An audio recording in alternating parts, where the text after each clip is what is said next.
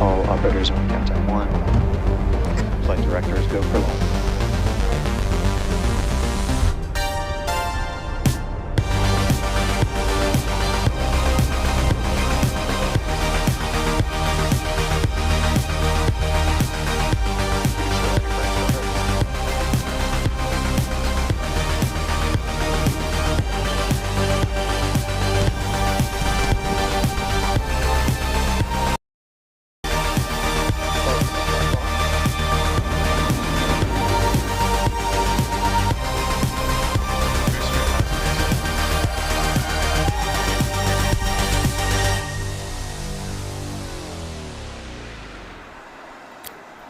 Hello, everyone, and welcome to Starbase, Texas, for the 11th flight test of the world's largest and most powerful reusable rocket, Starship. Today's flight marks our second reuse of a Super Heavy booster and what's expected to be the final launch of our second-generation vehicle. I'm Amanda Lee, a build reliability engineer here at SpaceX. And I'm Jake Berkowitz, a lead propulsion engineer on our SpaceX Raptor team. Today, we're coming to you live from Star Factory, just under 2 miles away from the rocket on the pad. Right outside on the lawn, the crowd is starting to gather, and after liftoff, we expect that crowd to head back in to watch the rest of the launch with us and have a party. And right behind us are 3 generations of Raptor engines, the third of which we're looking to debut on the next generation of Starship. And we'll talk a little bit more about that upgraded rocket later in the program. Yeah, and if you watched Flight 10, you'll know it was a really, really good day for Starship. All objectives were met, and we got tons of great data to learn from. And today, we're looking to build on the success of that flight. Yeah, that's right. Like in Flight 10, we're again planning to deploy Starlink simulator satellites as well as test the limits of ship's heat shield during re-entry.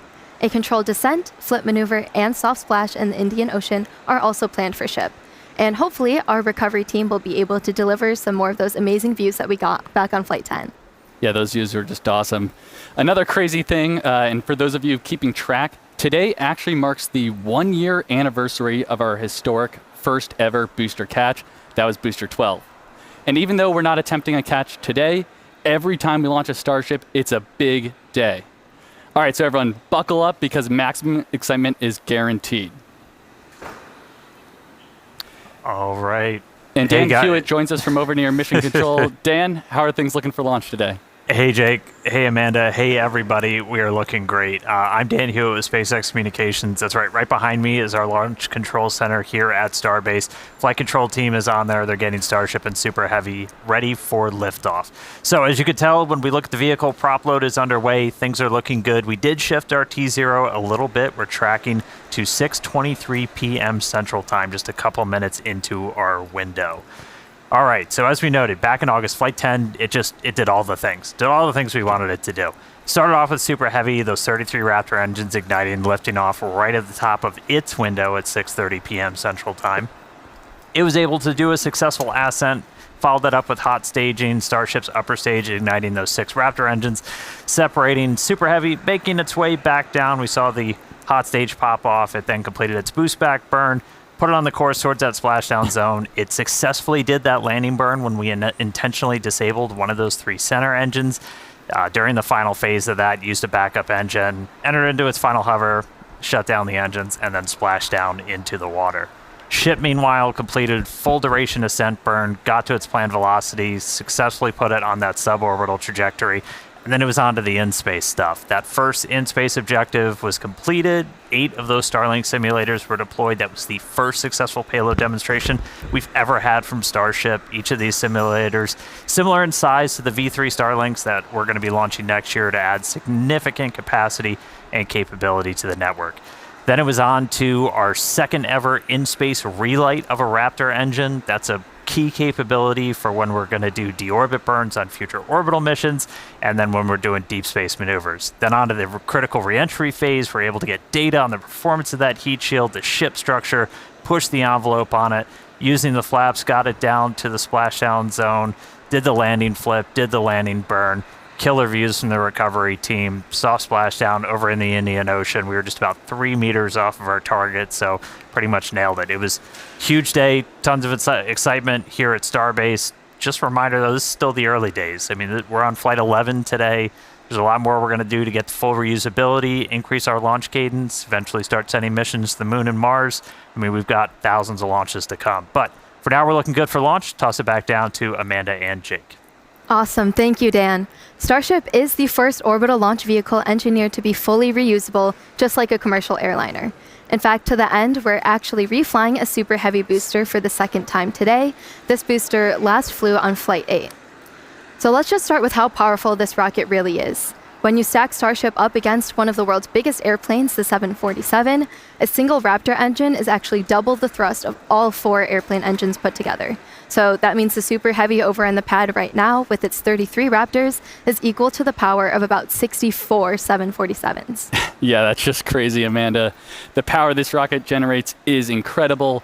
To be specific, it's over 16.7 million pounds of thrust. Numbers almost incomprehensible, but it's just crazy.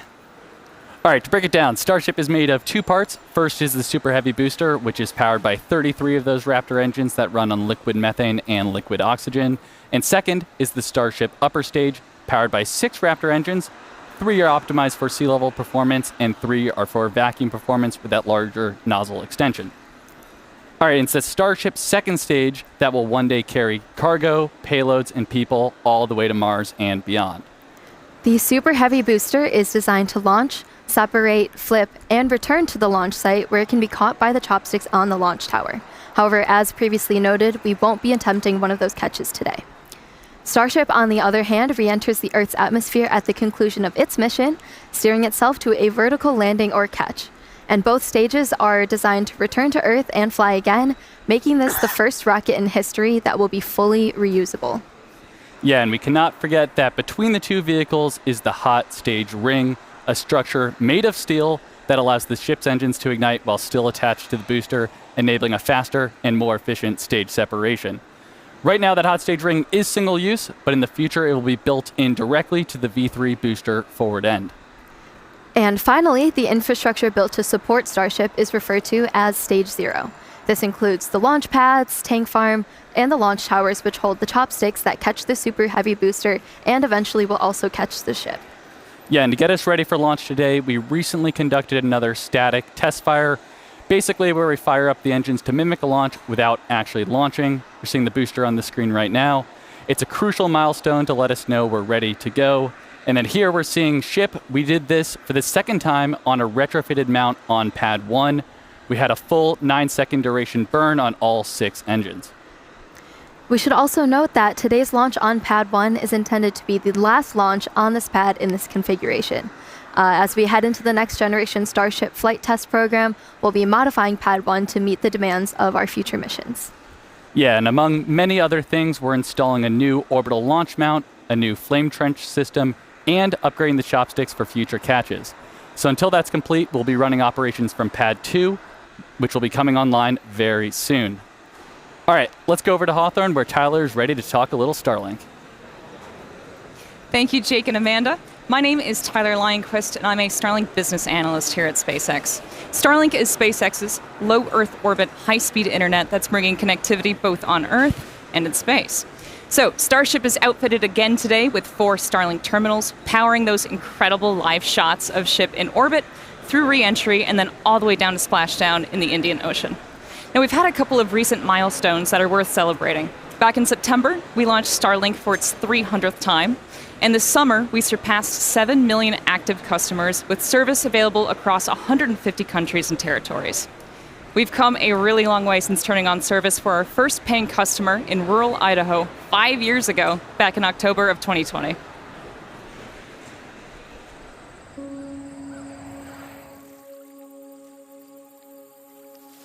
Maples are looking beautiful. I'm Wendy Layer. I live in Sandpoint, Idaho, and we are the first Starlink customers. With Starlink, we didn't have to compromise on where we live due to the lack of technology. The minute they turned it on, we could stream a movie, we could video chat, we could play games on the internet without a lot of lag. I changed jobs earlier this year, so now I actually have the ability to work remote. Here's my house. Program runs on the cloud. I can send anything I want out to get prices and designs. I like to bake, so I've been able to research recipes and try new things. Good day, go for a walk. Good day for a walk. We can live very rural, and yet we are connected to anybody like in the city.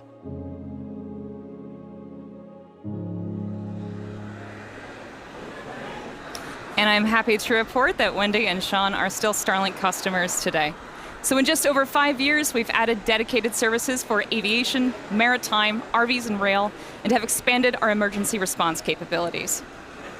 We've activated high-quality internet for millions of people, including those that live in some of the most remote places on Earth. Starlink is enabling rural school districts, counties, and tribal governments to offer online access to education, telemedicine, and many other critical services, in some cases for the first time ever. And yet, a third of the planet continues to go without access to reliable high-speed internet, so there's a lot more work for us to do. But Starlink was designed from the very beginning to meet these needs. And as each new version of Starlink comes online, the constellation's capacity and performance increases significantly. The larger V3 satellites that will deploy from Starship will bring gigabit connectivity to users and are designed to add 60 terabits per second of downlink capacity to the Starlink network. That's more than 20 times the capacity added with every V2 mini launch on the Falcon 9. And then on the cellular front, last month, SpaceX announced a deal that provides Starlink with exclusive spectrum for its next generation direct-to-cell satellites, which will be capable of providing broadband service to cell phones globally. Starlink is the largest 4G coverage provider on Earth. Over 7 million people across 5 continents already rely on Starlink to connect their LTE phones to data, voice, video, and messaging, where terrestrial service is unavailable. So we're excited to have the opportunity to help close those coverage gaps and ultimately eliminate mobile dead zones around the world. So yeah, there's a lot happening with Starlink, and there's a lot more to come. So let's head back to Amanda and Jake at Starbase to take us through today's flight profile. Thank you so much, Tyler. So today's float profile, we're looking to get our second re-entry with this iteration of ship. And prior to every launch, we work closely with the FAA and international air traffic organizations to efficiently and safely integrate launch and re-entry operations into the airspace. And we've got a special guest here. What the? We're live. What's up, guys? How's it going? Good to see you, boss. Hi. Hey. How's the webcam? Good. We're live right now. What the? Yeah. Getting ready for Flight Wanna say 11. How are you feeling for it? Good. This is the first time that I'm going to be actually outside standing and watching the rocket. Because normally I'm in mission control and stuff. Okay. Yeah. But now I'll be standing out in the garden there. Okay. So Awesome. it's really going to be much more visceral. Yeah. You're gonna feel Great it. place It's to gonna watch. be. It's gonna be. Have It's you been gonna be out there awesome. when it's filtering? We'll be in here this time, but usually we're out there watching. Yeah. All right, sounds good. All Good right, luck later. and have fun. Have fun. All right, so that was an exciting cameo there. But yeah, starting with liftoff, we'll get into the flight profile here. Super Heavy will ignite 33 engines, 24 of which are flight proven today. We'll power through ascent ahead of hot stage separation, where booster will shut down all but 3 engines. Stage 2 lights its Raptor engines while still attached to Super Heavy. That is what we call hot stage separation. We'll see a directional booster flip and engine relight for boost back. And we'll be intentionally headed to a splashdown in the Gulf with a V3 style landing burn demonstration today. Meanwhile, ship will continue with its ascent burn to a suborbital trajectory, where it will attempt to deploy 8 Starlink simulator satellites. And we're also planning to relight a single Raptor engine. Then it's time for a re-entry, where we're once again testing the limits of Starship's heat shield by intentionally removing tiles. The ship will also perform a pretty dynamic banking maneuver that mimics the path of a return to launch site for Ketch that will fly on a future mission. And if all that goes as planned, we'll conclude the test with a landing flip, burn, and soft water splashdown in the Indian Ocean. So definitely another action-packed flight profile, Dan. This is planned to be the final launch of this version of Starship, version number 2. Right now, we're actively building multiple next-generation V3 Starship and Super Heavy vehicles in the factory, kind of right behind us, so let's take a minute and nerd out a little bit. All right, this is going to be launching from Pad 2, which is nearing completion down here at Starbase. Both the pad and the vehicles are going to roll in really significant changes. This is building on everything we've learned from all of these flight tests to make a vehicle that we're looking to mass produce. Starting with the Starship upper stage, which is going to look pretty similar on the outside, but it's getting pretty much a complete overhaul under the hood. We're getting major design changes to its propulsion system that's going to accommodate that new version of Raptor, which puts out higher thrust. We're also getting an energy storage upgrades, tons of avionics changes, a lot of things that will enable longer duration missions. One notable thing you'll start seeing on the outside are these new docking adapters, which we'll use when we bring 2 Starships together for propellant transfer. That's a core capability of Starship that we're going to demonstrate next year.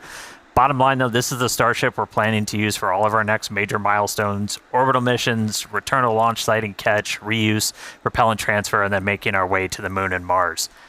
Now, Super Heavy, we've shown some of this off, some of this hardware already coming out of the factory. It has upgrades like this, a redesigned fuel transfer tube. That thing's roughly the same size as the first stage of a Falcon 9 rocket. That channels all that cryogenic fuel down to Super Heavy's 33 engines. We made it bigger, basically a rocket inside of our rocket that gives us a faster, more reliable flip and simultaneous engine startup. New booster also going to have an integrated hot stage, a lot more vent area, and it's designed to be fully reusable. Pressure from those engine plumes gets vented out, mostly offset just by the pressure in the fuel tank. That is the top of the fuel tank.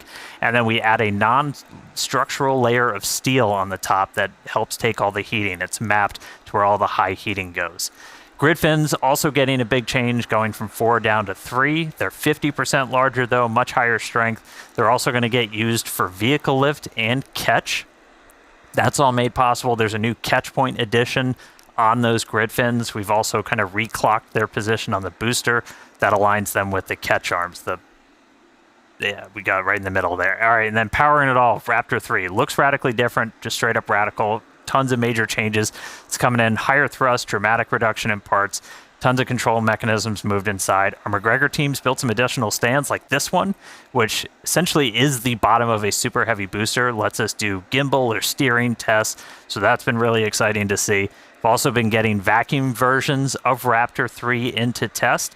The first flight engines are already in production and are about to start acceptance testing for Flight 12. So a lot of exciting changes coming, and we're getting ready to mass produce everything, including one of the really key contributors to that rapid reusability, the heat shield tiles. Let's jump over to Tyler real quick in Hawthorne, who's got a really cool look at what's happening with tiles in Florida. Thank you, Dan. Indeed, Starship's heat shield is the linchpin to full and rapid reusability. We can't launch, land, refuel, and launch again if we have to spend months refurbishing the heat shield after every launch, like they did in the Space Shuttle program. So, in a future where Starship is flying several times a day, many, many thousands of heat shield tiles will be required. So yeah, we need to get cooking on those tiles, which is exactly what's happening inside the fully automated bakery down at the Cape. In just 3 years, tile production at the bakery has surpassed the total number of tiles produced during the 30 years of the shuttle program.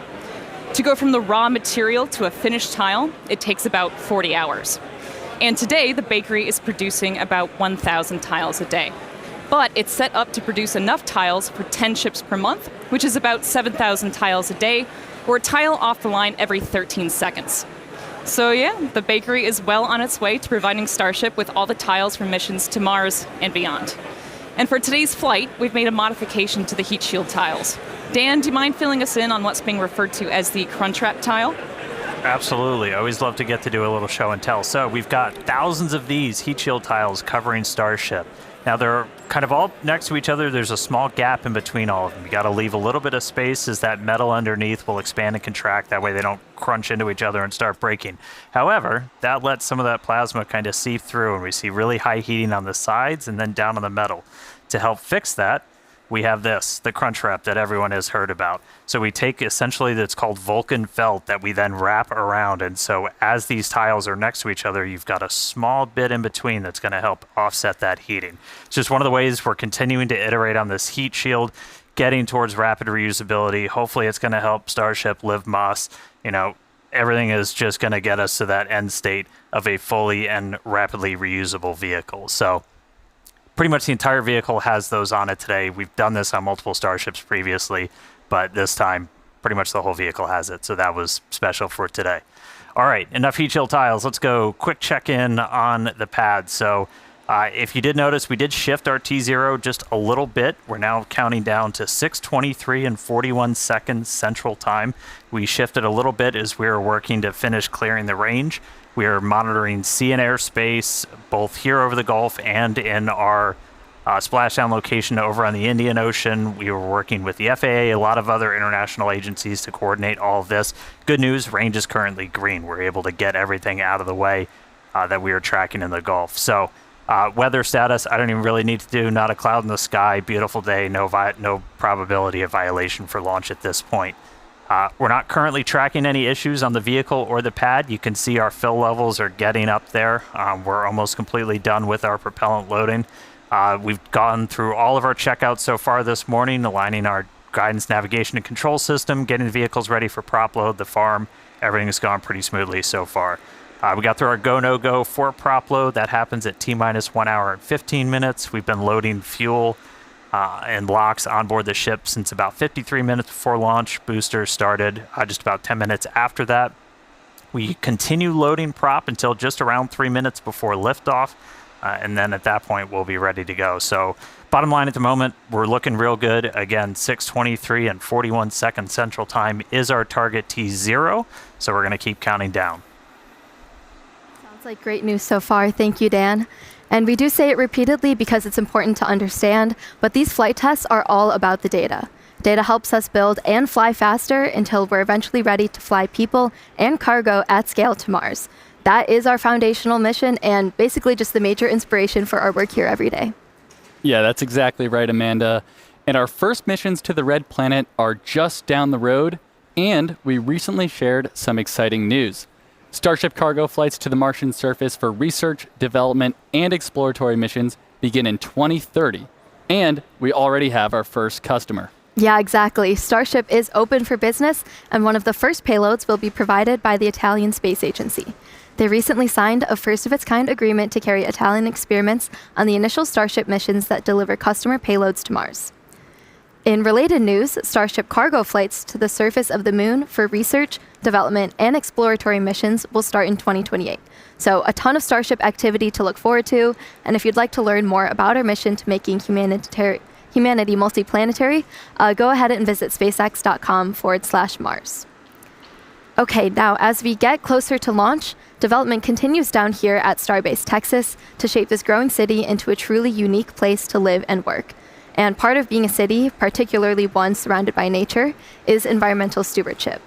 The nearby Boca Beach dunes have unfortunately been eroding at an alarming rate for some time, so SpaceX is teaming up with Cameron County and the city of Starbase to stop that erosion and hopefully preserve the beach for years to come. Yeah, and as one of its first permanent residents and someone who's actually called Starbase home for over 3 years now, I can tell you the beach totally adds to the uniqueness and awesomeness of living here. Starbase is truly unlike any other place on Earth. You know, where else can you see the world's biggest rocket every single day? Yeah, Starbase is definitely the place to be, and we're always looking for more people to come help build the future of spaceflight. Yeah, particularly engineers, especially for our propulsion and mechanical system teams. You could be working on tests just like these ones, proving out the designs of our next generation Super Heavy booster. Fun fact, we actually tested the booster to 13,400 tons of thrust, which is more than the power of 3.5 Saturn V rockets, which is just crazy. We're also looking for civil and structural engineers to help literally build the future. Whether it's buildings like the Gigabays currently going up at both Starbase and the Cape, each is a massive vertical integration and assembly facility with over 700,000 square feet of workspace. Both sites are currently in progress, actually going vertical as we speak. Or you could be designing the Starship launch sites of the future. There's really no shortage of future to build here. So visit spacex.com/careers to see all of our openings if you're interested. Okay, now as we head into terminal count, all eyes are on the rocket. Dan, how are we looking? Are we green? Amanda, we are so green. Everything's still looking really good. So we've got a green range, not tracking any blockers there to launch. We're continuing to load prop on board the vehicle. We're just about to close out, so we'll close out, again, just about 3 minutes and 20 seconds before liftoff. We'll close out on ship, and then booster just about 30 seconds later, and then you end up with about 11 million pounds of liquid propellant on board those two stages. After we're fully loaded on the vehicle, the pad itself gets ready for launch. We do what's called pushbacks. We clear all that prop out of the lines in the tower and the feed system back into the tanks to get ready for launch. And then in the next couple of minutes, we're going to do our final GNC guidance, navigation, and control system alignment. We're going to arm the automatic flight safety system, and then we're going to do final kind of wiggle checks on the steering for the engines, which we might be able to catch a quick peek at as we get closer to those. If we need to hold, which we are not currently tracking a reason to, that would happen at T-minus 40 seconds. It's built into our countdown. We can pause and wait there for any final checkouts, anything that we need to hold for. Once we pass that T-minus 40 seconds, a number of events will occur in rapid succession. The ground spin and ignition systems come up to flight pressure, and ship switches to internal power.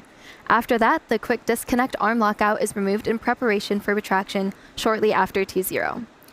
Now, once we pass T-minus 40 seconds, if any problems come up, we do still have the ability to recycle the count under certain conditions back to T-minus 40 seconds and hold there to assess what happened and then see if we can proceed again to liftoff. Yep. However, once the water for the deflector system begins flowing at T-minus 10 seconds, any issue after that would be an automatic scrub for the day, as teams would need to refill the deflector's water tanks as well as the propellant storage tanks at the tank farm before making another attempt.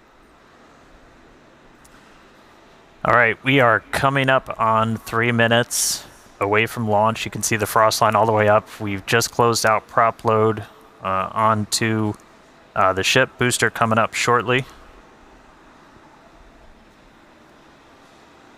Yeah, in about 10 seconds, we'll finish loading prop on the booster, and then again, we'll have about 11 million pounds of that liquid oxygen, liquid methane on board the vehicles. Not currently tracking a reason to hold at T-minus 40. It can pop up at the last moment or after we pass that gate. We can always hang out there for a couple of minutes if we need to. We do have some extra time. We're not constantly topping off the propellant in these vehicles, so we have about a 7-8 minute window where we can wait for any final issues to clear. We're not currently tracking a reason to hold there. Again, our range continues to be green as we look at sea and airspace both out over the Gulf and in our reentry zone out in the Indian Ocean. All right, 2 minutes, 15 seconds to go. A lot of things on tap for Flight 11. Planned to be the last launch of this version of Starship and Super Heavy. Once again, we're really focused on getting ship over to reentry. Once we get to that phase, we're going to dive in. There's a lot of exciting stuff that's going to be happening on our way back through and down to the ground, hopefully out in the Indian Ocean. Minute 45. Should hopefully be seeing... There's a quick wiggle check. Checking out the thrust vector control, the steering on the booster. We use those inner 13 engines. Doing their one final dance before the big show. And we'll do that one more time after we cross that T-minus 40 gate. All right, range continues to be green. Still not tracking any issues on vehicle or pad. 1 minute to go.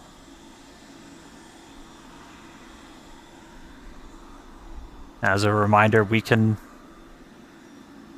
hold at T-minus 40. We're not planning to.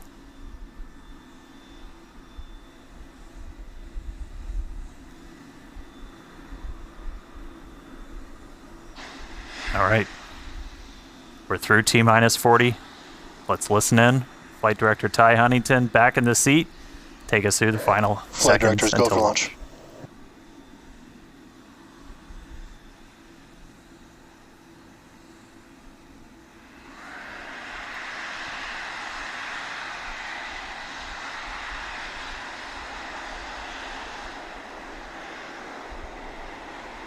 T-minus 10, 9, 8, 7, 6, 5, 4, 3, 2, 1.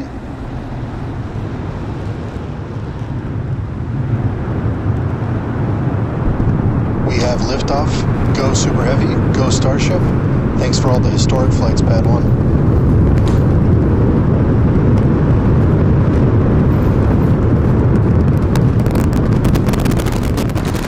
Vehicles pitching downrange. Booster Raptor chamber pressure nominal.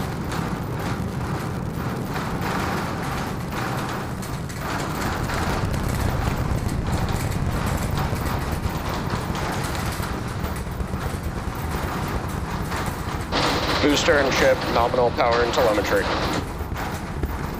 All right, we are about 45 seconds into flight. We're still getting the rattle here at Star Factory. We are seeing 33 out of 33 Raptor engines lit on Super Heavy as it arcs across the Gulf. Coming up next on Max Q.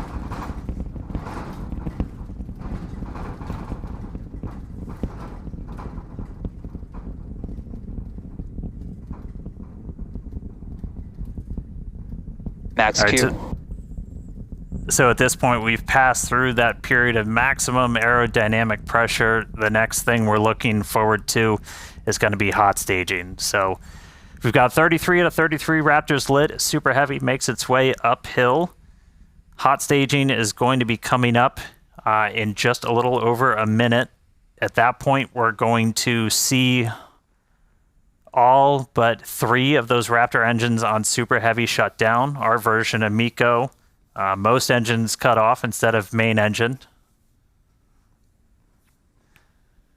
And then after that, we're going to release the clamps that are currently holding Starship to that hot stage adapter. It's then going to ignite its 6 Raptor engines to push it away from Super Heavy and then start making its flight uphill.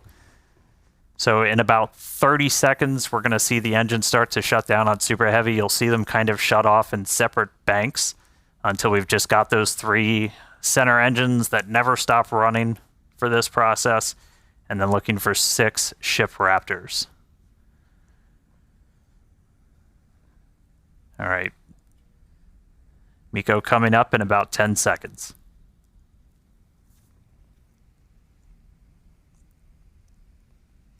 See the engines throttling down.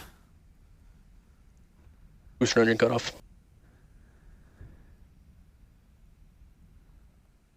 Ship ignition.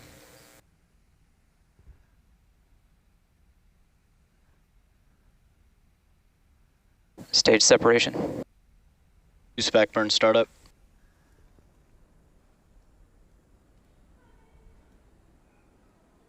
All right, successful hot staging maneuver. So we've got 12 of the 13 engines lit back up on boosters, so it's doing its boost back.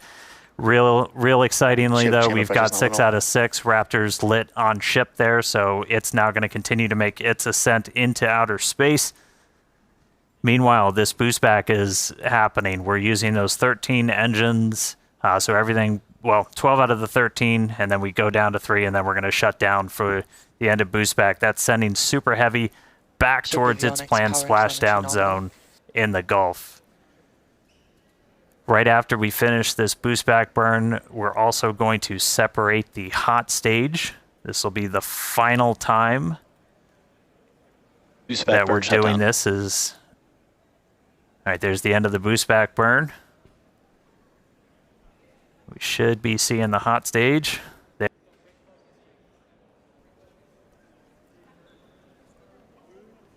So the hot stage separates. It's going to make its way down, also splash down in the Gulf. In the meantime, though, these 6 ship Raptors are going to continue firing for about 5 more minutes. Next up for the booster, though, is going to be its landing burn. There's a cool tracking shot. We dump some of the prop out on our way back in. All right, so for booster, this is one of the main things we're trying to get is going to be this landing burn. Oh, that's so you can see the hot stage kind of making its way towards the left side. So that's the bottom of the booster. It's about to pass right in front of where you can see some of that prop dump happening. They look like they're close together, but there's a good amount of distance between them, and the hot stage will go down and splash down in the Gulf while the booster comes back for its landing burn. Starship is on nominal trajectory. All right. Looking good on our trajectory, looking good on everything. Jake and Amanda, you guys with me down there? Yeah, definitely. The crowd is gathering over here in the office. You can definitely feel the energy in here. Great to see that booster is making its way down to the splashdown zone in the Gulf.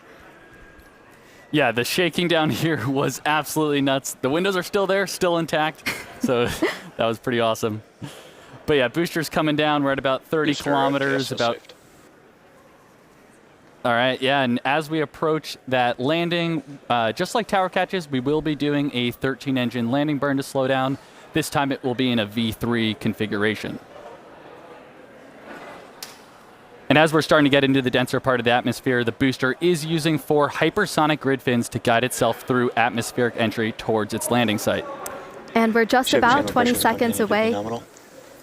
From landing burn start, where we'll first ignite the center 13 engines, then bring that down to 5 to slow down the booster for landing. And finally, that will come down to 3, and we'll cut all of them off while we're still about 200 meters in the air. So booster is gonna see a bit of a harder thing. Booster landing burn startup.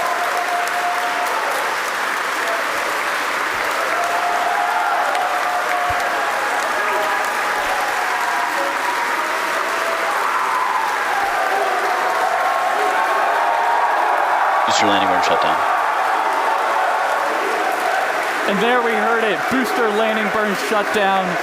We saw a 13 to 5 to 3 V3 demonstration, and into the water we go.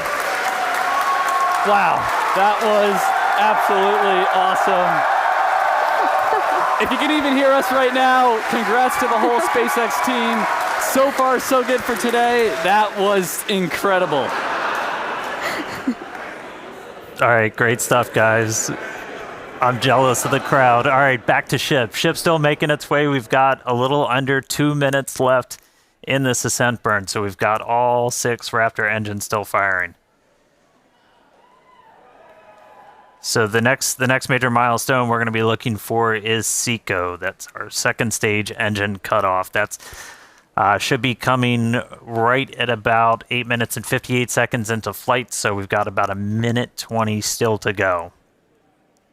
Really cool to see booster go through that landing burn. That was one of our really key demonstrations we wanted to try and do today.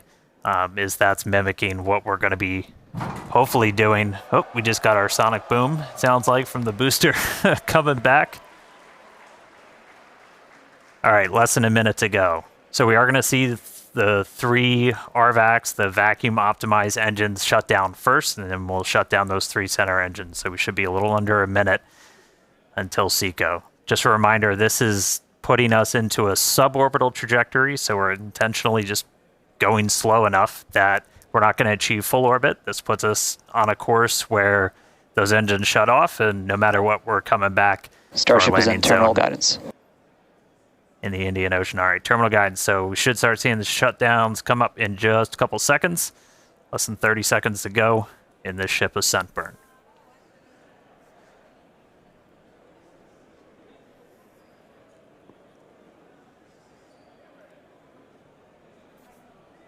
All right, RVACs have shut off. 3 more to go.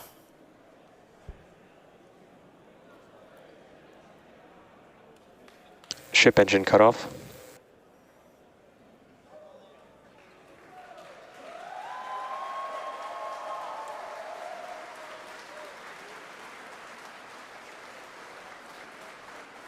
All right, all ship Raptors have shut down. Nominal orbit insertion.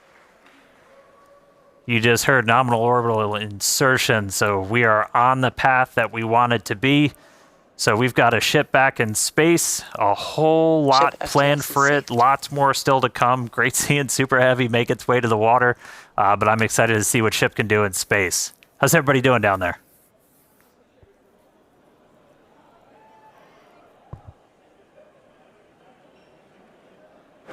Yeah, if you could hear the crowd behind us this whole time, people are definitely happy with how the day's been panning out so far.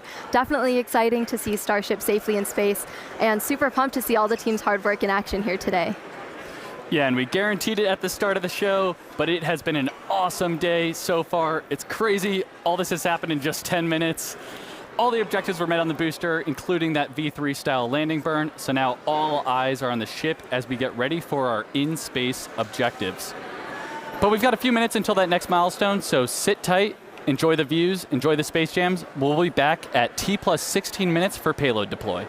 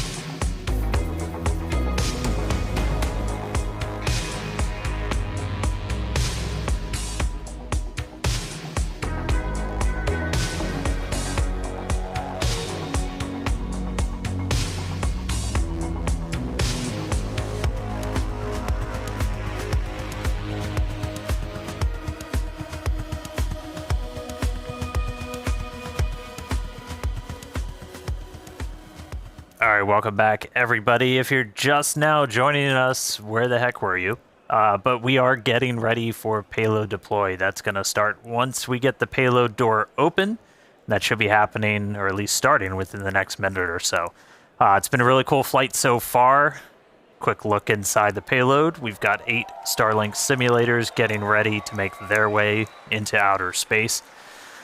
But great flight so far. Booster able to make it all the way to its splashdown and landing burn experiment, so that was really exciting to see. We got ship on orbit, nominal orbital insertion, so right on the money with its trajectory. And now we're ready to start tackling a couple of in-space objectives. So next up, we are currently venting down the nose cone, essentially the payload area of Starship, as we get ready to open up this payload door. We were able to do this successfully for the very first time on our last flight, on Flight 10. Oop. Hal got ahead of me. Looks like he's opening up the payload door already.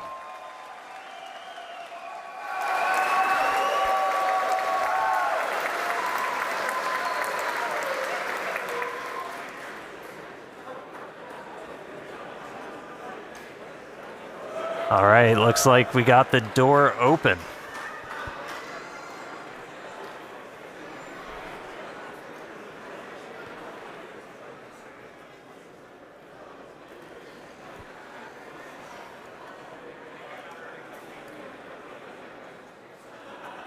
All right, so payload door is open. Next up, going to be to start deploying these Starlink simulators.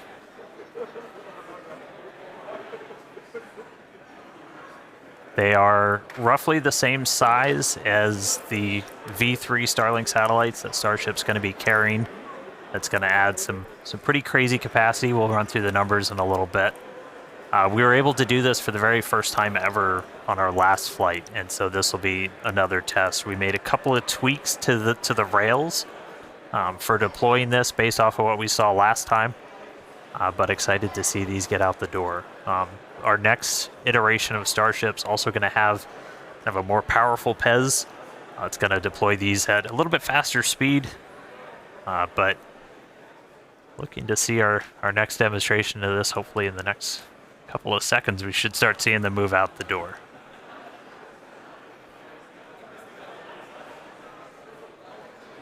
I mean, that view on your left, so you're basically, that would be if you were sitting at the very top of the nose cone looking down. So there's kind of a short stack. There's 4 on either side, so 8 total. When we start flying Starlinks, for their actual deploy missions, we're going to be carrying stacks of about 60. So much larger stack once we start flying these operationally, but still doing a little bit of a short just for this payload deployed today.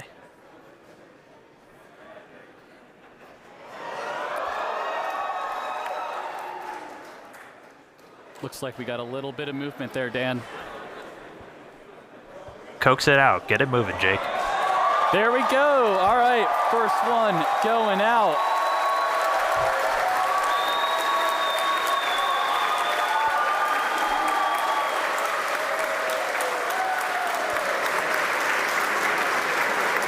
All right, first one's deployed. Getting ready for the second one here. We do a little reset back to the center position. Yeah, it takes about a minute for each one.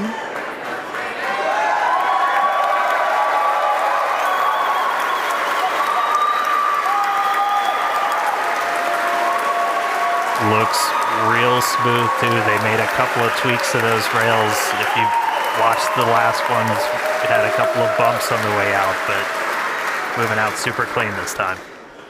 Yeah, and as noted earlier in the show, but definitely worth repeating, Starship will deploy Starlink's more advanced V3 satellites, adding 60 terabits per second of capacity to the network per launch. So that's 20 times more than each Falcon 9 launch does today. Just incredible.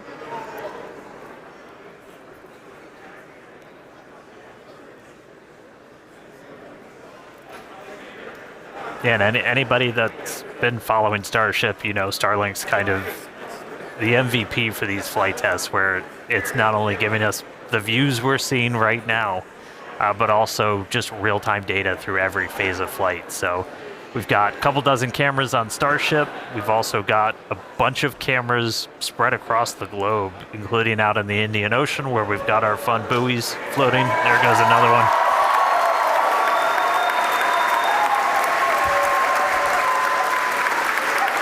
And I mean, we're using Starlink to bring all of this together. It's our drone shots you see here from our great team down here at Starbase, all connected. So Starlink not only giving us cool views off the planet, but also on the planet, help bring everybody along for all these Starship flights.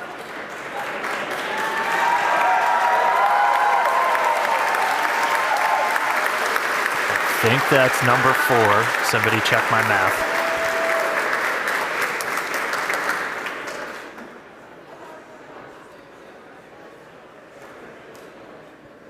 Yeah, we've got 4 Starlink terminals on the outside of Starship. It uses that to talk to the constellation. And through that, we actually get about 120 megabits of bandwidth for our downlink. That's our real-time HD video, all of our telemetry. So it's not just kind of giving us these cool views inside, but it's giving all that engineering data in real time, including re-entry when normally a plasma layer builds up and blocks you out. Starlink, powerful enough of a frequency that we're able to kind of punch through that and still get that live view.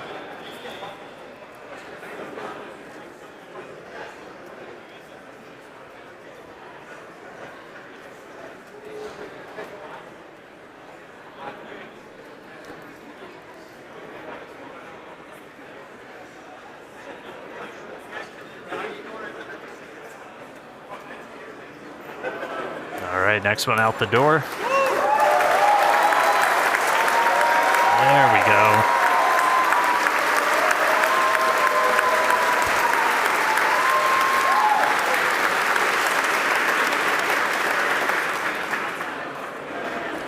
All right, yeah, Starlink is the world's largest satellite constellation operating in low Earth orbit to deliver high-speed, low-latency broadband internet.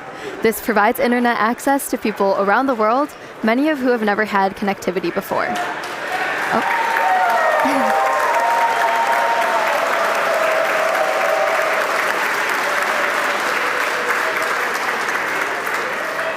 Right. Today, Starlink serves more than 150 countries, territories, and other markets with over 7 million active customers and counting. To meet the global growing demand for high-speed internet, SpaceX expanded its factory over in Bastrop, Texas, which is just outside of Austin, and also introduced Starlink Mini, as well as an upgraded version of the Starlink Standard Kit. Yeah, and one thing to note about this satellite deploy is that they will be following the same suborbital trajectory of the ship. So these dummy sats will not be going in orbit. We do expect them to burn up on re-entry.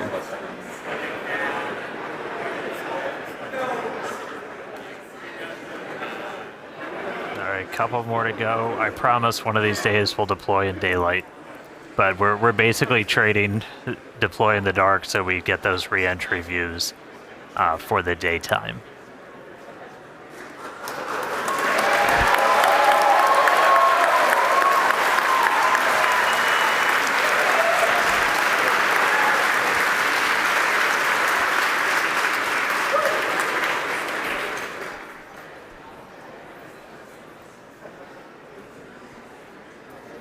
All right, I think we got one more to go.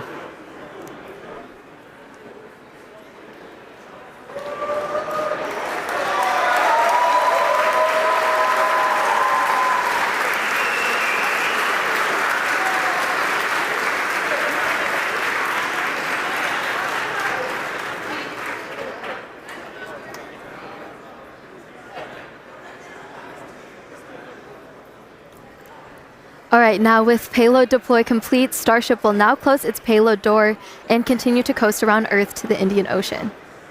We still have a ton of major events to come today, including Raptor Relight at about T plus 37 minutes.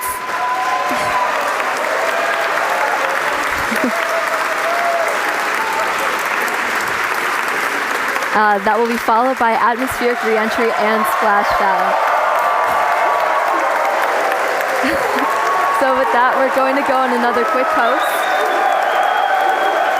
Yeah, if you can hear us.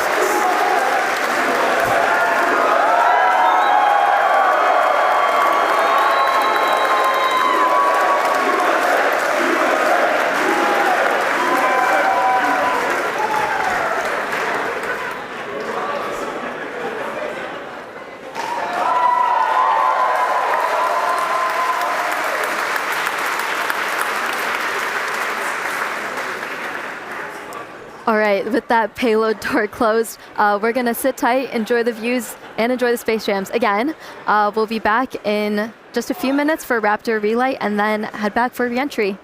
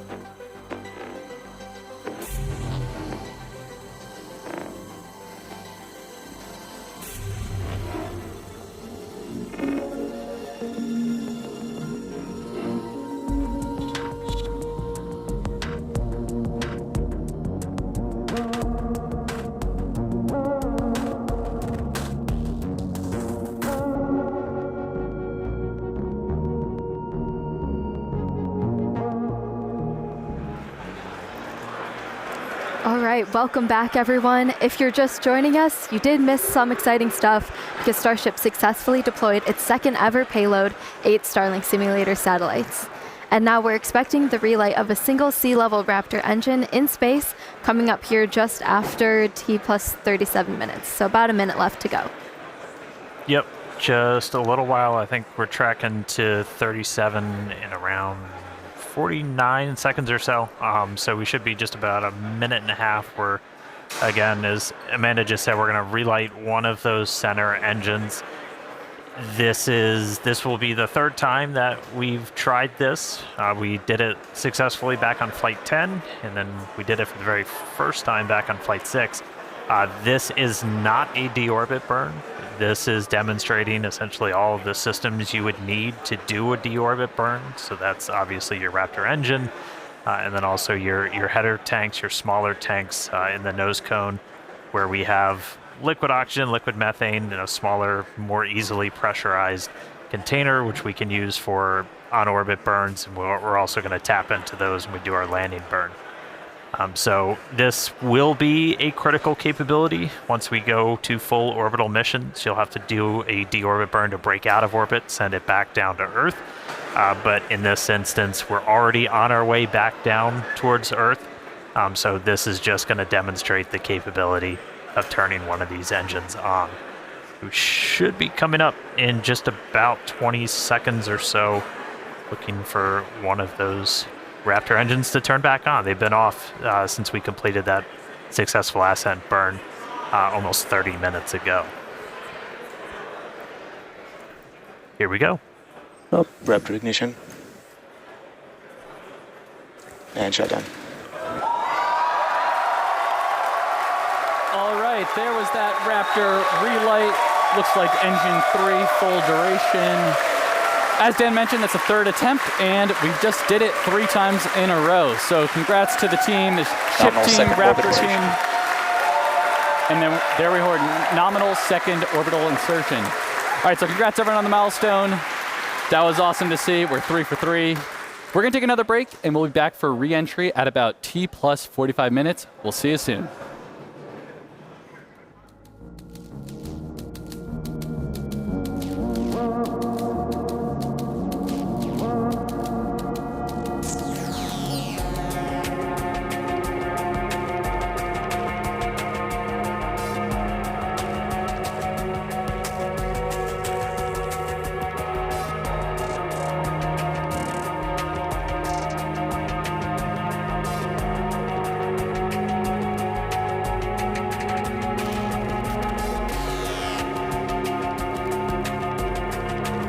Starship is slewing for entry.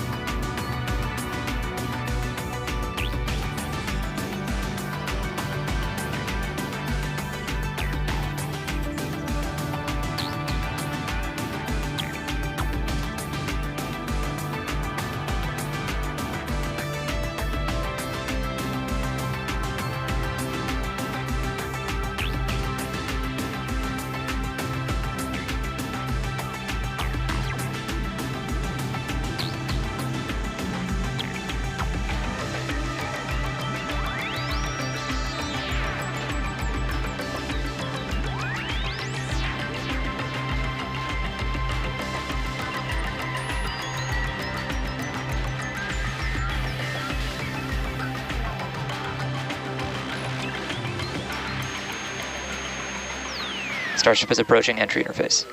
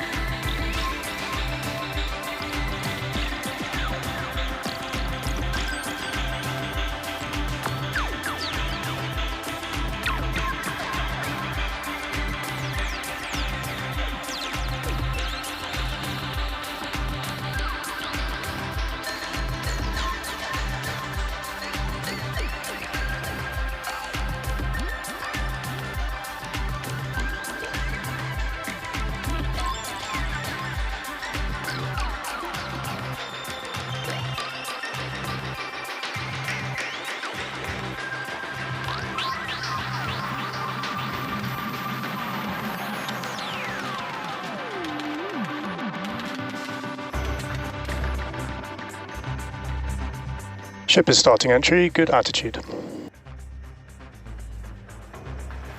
All right, welcome back, everyone. The ship is currently re-entering Earth's atmosphere. As a reminder, we don't plan to recover the spacecraft today, but rapid and reliable reusability is the ultimate goal.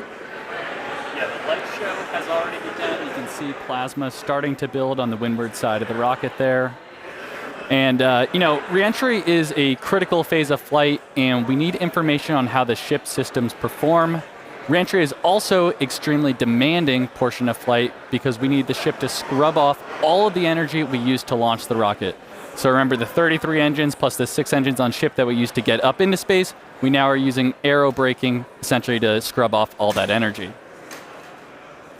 And of course, Starlink is a big part of this, giving us the views we have right now, and also letting us gather as much data as possible, which again is really the main reason why we do these flights. And the view we have right now is actually a really good example. As we mentioned at the beginning of the broadcast, we have some tiles on the leeward side of the flaps here, and we have some different mechanisms, some stud out, basically to see if these tiles will hang on. And we can see already here, it looks like we kept most of them, but I think I see a couple there that are no longer there, so the thermal team is definitely going to be digging into that and taking that data to help us iterate on V3. So yeah, Starlink provides us with one more path to collect data and help us rapidly iterate Starship's design.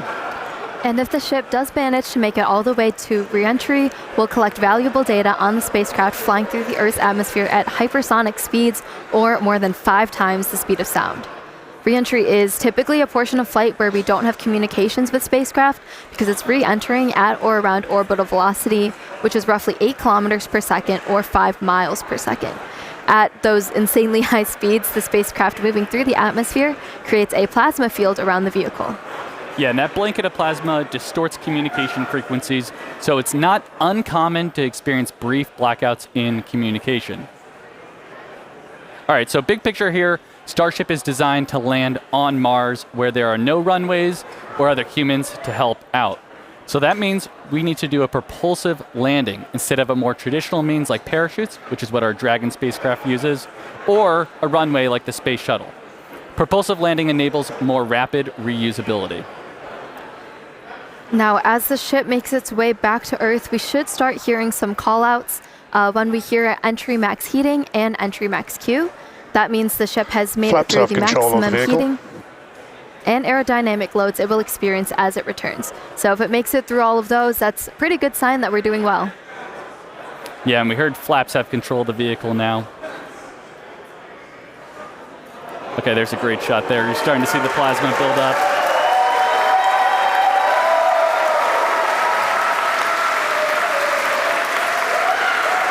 So we will hear a call out when the ship is transonic and then subsonic. Transonic refers to the period of flight where the velocities of airflow surrounding and flowing past the vehicle are concurrently below, at, and above the speed of sound, somewhere in the range of Mach 0.8 to 1.2. All right, a lot of numbers coming up here, but for reference, commercial jets have a range of cruising speeds, but most fly around Mach 0.74 to Mach 0.85, which is 480 to 575 miles per hour, or 770 to 930 kilometers per hour. Right now, we're going a little over 26,000 kilometers per hour. So compare that to the airplane at 930. It's like pretty crazy how fast we're going here. All right, and after we hear the call out that Starship is transonic, we should hear the call out that Starship is subsonic. Subsonic, of course, refers to the speed that is much less than the speed of sound. So at that point, the ship's velocity will be starting to slow down, and we'll be looking a little bit more like some of our suborbital flights from, at this point, almost 5 years ago. Yeah, so re-entry so far is looking pretty good. You can see that plasma field. Also, again, with those missing tile experiments, especially, we're putting the ship through a lot today, but things are looking pretty good so far. Yeah, we're looking good. I do want to remind people that we are pushing ship to the limits. We've done a lot of these missing tile tests. We did it back on Flight 10. Every time we do it, we throw something new and the ship makes it through. This time, we're really pushing it. We've removed these tiles in some of the spots that see the highest level of heating. And we remove tiles that have zero backup protection underneath. So there's essentially just bare steel. It's one of the heat of re-entry. And so do not be surprised if this is not a very smooth flight on the way down. But again, this is intentional. We are trying to find what are the limits for ship. How resilient are we to these different issues that could pop up? If we lose a tile anywhere in the vehicle, we want to know what that ultimate impact is going to be. So we've got a couple missing. We had a bunch pulled over the primary fuel, the LOX tanks, everything. This one, we've got a tile missing right on top. So that's going to see some of the highest temperatures during this re-entry, and there's just bare steel right underneath it. So we're going to see if Starship's robust enough to pull through that. Also have some tiles missing around the aft flaps, specifically on the leading edge. So again, we're getting a really good look right at the leading edge. That's getting really intense heating. So again, gonna see if it can make it through. See if all the flaps hold on, see if Starship holds together. But definitely could be a bumpy ride, but this is why we're flying. This is why we're flying in this part of the world. This is why we're putting Starship through these flight tests to really understand what its limits are. So we can then move on to the next thing, which is going to be bringing ships back to the launch site for a catch. But for now, still on this suborbital, the light show continuing. Keep following in. I think we got about 15 minutes until splashdown. Yeah, Dan, it looks, you can see our speed our speed indicator in the bottom left there. It looks like we're starting to scrub off velocity a little bit quicker. Ship is entering the peak heating phase of flight.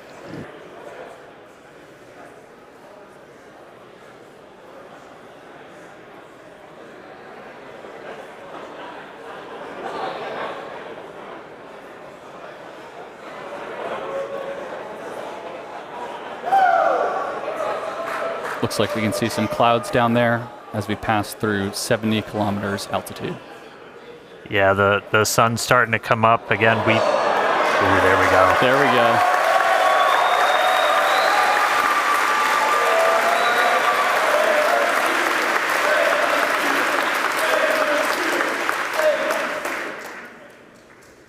Skirt is intact so far this time. If you watched Flight 10, you saw we entered with a little bit missing.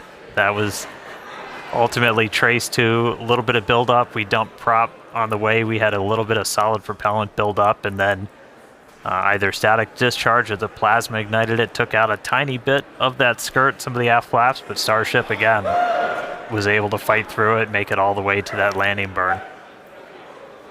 We addressed that, changed some of our prop dump con-ups, though, so should not be seeing that this time around.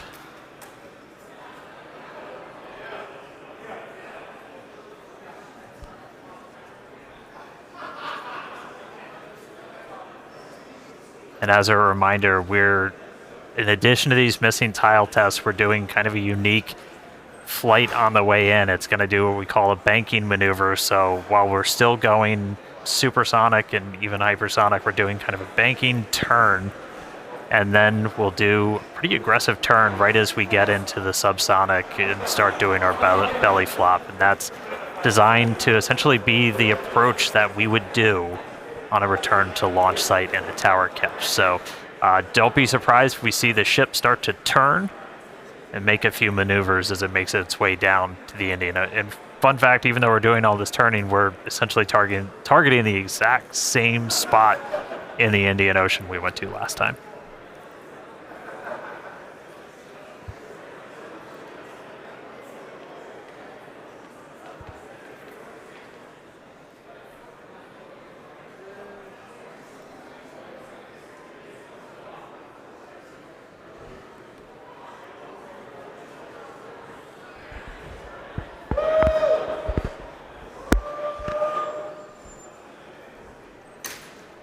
All right, just about 12 minutes to go. Still looking good.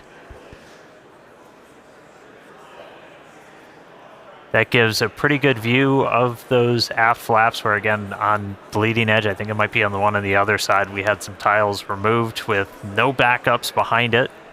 So again, we're really trying to stress some of the most sensitive areas around Starship, where basically if you lose a tile, it's the worst possible spot. And if we're able to make it through this, then that tells us quite a bit about just how resilient this vehicle is.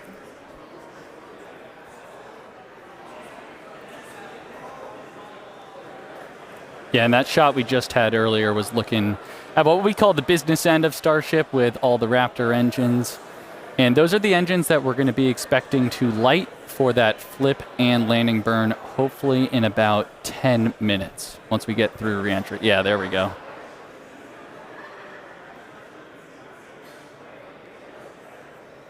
Yeah, looking at E3, that's the one we did the relight on. So it's 2 for 2 so far. We'll see if it can go 3 for 3. Yeah.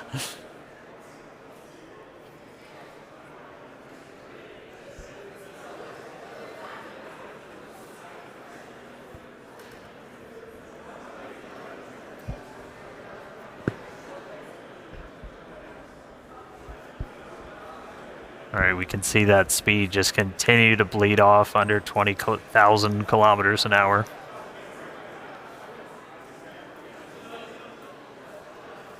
Ship still holding together. Yeah, and if you look in the bottom right, looks like we've made it all the way to the Indian Ocean. We're coming up kind of near Australia, the west side of Australia there, so pretty crazy. We're only 56 minutes in, and we've made it all the way, halfway around the world.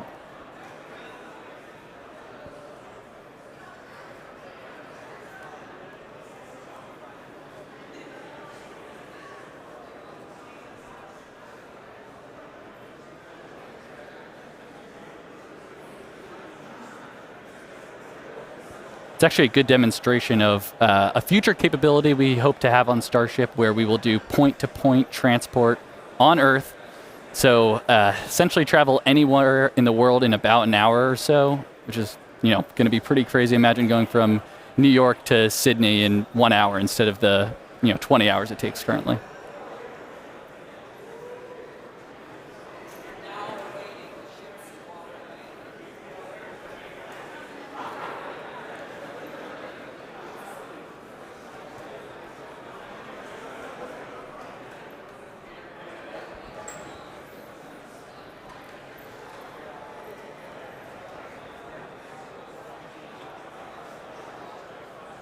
And a reminder, so this camera is, we see some of the heat rate picking up a little bit. And this camera is embedded right in the end of one of those forward flaps, so you see it moving around. That's the flap adjusting to maintain control. Looks like we're getting into our bank maneuver.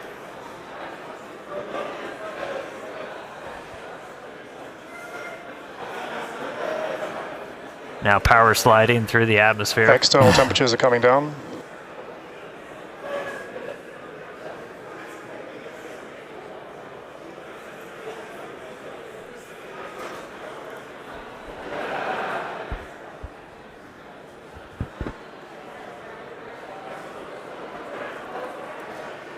Vehicle is now at maximum dynamic pressure.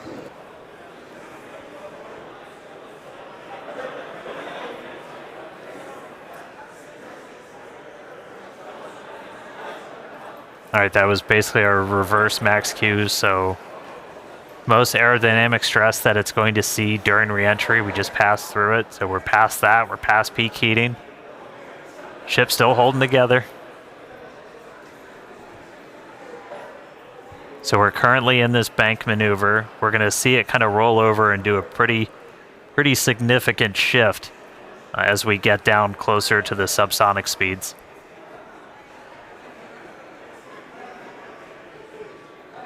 Yeah, and that bank maneuver that Dan's mentioning is all in part of us to learn about the guidance, navigation, and control for return to launch site missions.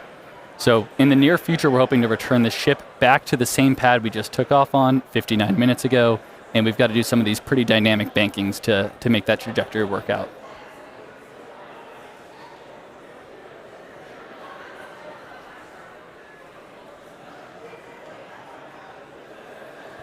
All right, the light show kind of calming down as we're starting to move into the lower parts of the atmosphere. We should hit transonic, so hitting that transition between moving faster than the speed of sound and below the speed of sound in just about 3.5 minutes. Our landing burn should happen right around an hour and 6 minutes after launch, so we should be just about 6 minutes away from that. You can see lots of daylight. Everybody cross your fingers, see if our range team was able to get out there and provide any surprise views as Starship makes its way down. Oh, it's like they heard me.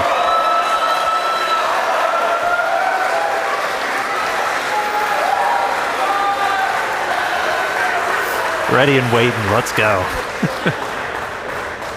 Dan, you just spoke that view into existence there. And again, all brought to us by Starlink. Maneuver has started. All right, there we go. So we're now starting into our really heavy bank maneuver. Again, this does almost like a half circle loop to our actual trajectory. We're heading to the same exact splashdown point, but we're kind of doing a more roundabout way to get there, where it's this kind of big, long half moon loop and then a really aggressive and a twist right at the very end. And that would line us up with the launch tower. Starship, on a return to launch site, would fly over the tower, do a quick landing burn flip, and then come down for catching the arms.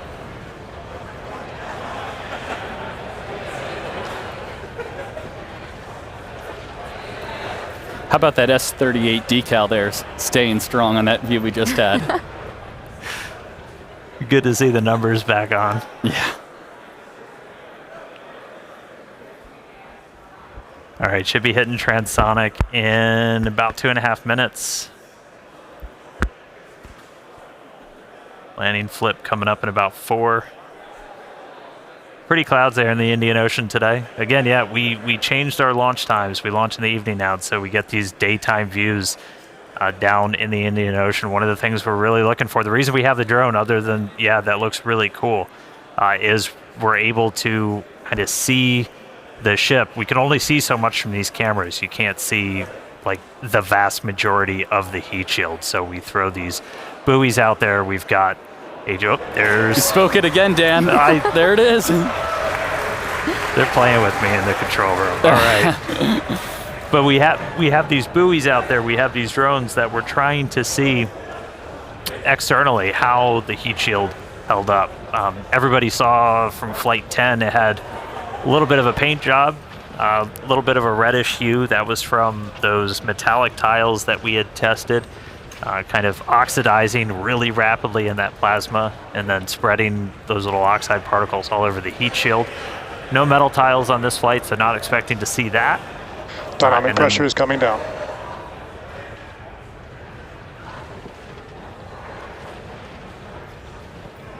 Hope nobody gets seasick. All right, coming up on transonic shortly. About 2.5 minutes of landing burn. Yeah, and once we get to around the 15-kilometer altitude mark, that's where we have a lot of flight history. Starship is transonic, starting the belly flop phase of flight. Yep, that belly flop phase that we perfected in the suborbital campaigns, we're entering that now.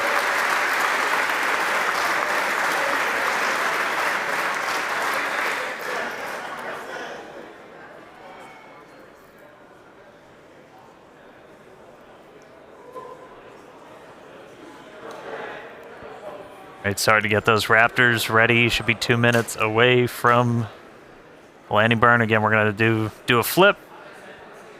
After we ignite those engines, we'll go from 3 down to 2 for the final phase of the landing burn and look for another soft splashdown, hopefully by our buoy and drone, which are hanging out, ready and waiting for a ship.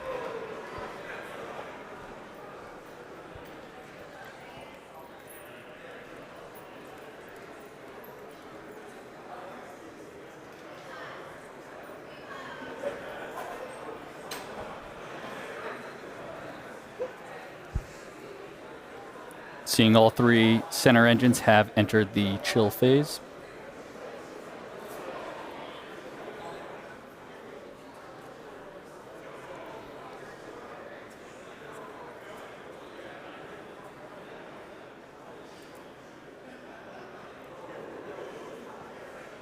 All right, less than a minute to go.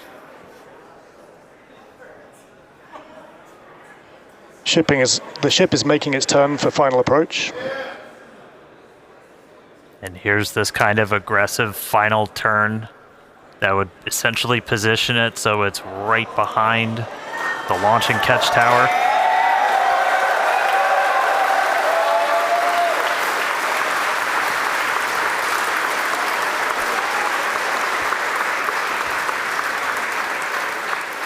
Flaps holding strong.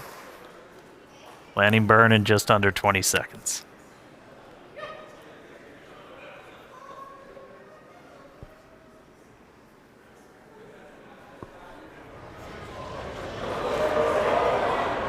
Ship landing startup.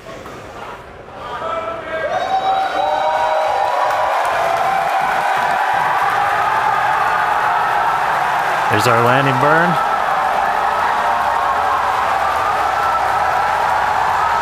Three down to 2. Starship has landed.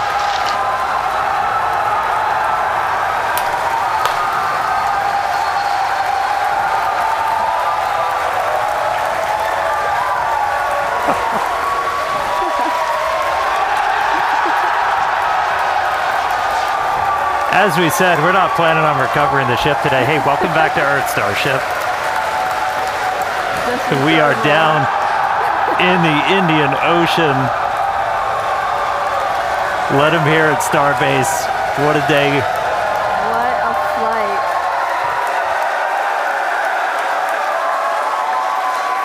Oh. All right. welcome back to Earth ship. What a day. A whole lot more to go through. As you just saw, everybody here at Starbase pretty hyped. Hey, Tyler, out of Hawthorne, how's everybody holding up? Thank you, Dan. We had a fantastic time watching.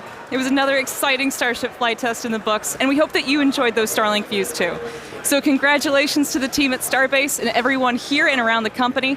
So many employees contribute to the Starship program as we continue to iterate and make progress towards a multi-planetary future. So that wraps it up for us here in Hawthorne. Thank you for tuning in, and back to you guys. Yeah, what an incredible launch today. We had successful liftoff. Booster completed its objective, successfully splashed down over in the Gulf. Obviously, we saw another amazing Starlink deploy as well from ship. Yeah, we made it through that re-entry, testing all the different experience. We had missing tiles, gave us quite the light show. We had that Raptor relight, 3 for 3. That was ahead of re-entry, of course. And then that awesome splashdown that we just saw, including that dynamic banking maneuver to simulate RTLS when we returned to the launch site. So yeah, we promised maximum excitement, and Starship delivered. Definitely. Congrats to all our teammates at SpaceX and to everyone who's supporting the Starship program. And thank you to all our future customers for your support. We'd also like to thank the fine people of Cameron County, including the residents of its newest city, Starbase, as well as the Coast Guard, the Federal Aviation Administration, the Government of Mexico, and the Australian Space Agency. Yeah, be sure to follow SpaceX on X for updates and about more of the exciting views we didn't get to feature on today's broadcast. And if you're interested in more launch coverage just like this, head over to spacex.com/launches for the most up-to-date information. All right, I will take us out. Hey, congrats, Jake and Amanda. You guys did amazing. Great job. All right, today we launched the world's biggest rocket, knocked out all of our objectives. Shout outs to every single person who made this look easy. Thank you to everybody tuning in. We're going to see you back here for the very first flight of our next generation Starship. So we'll see you then. Good night.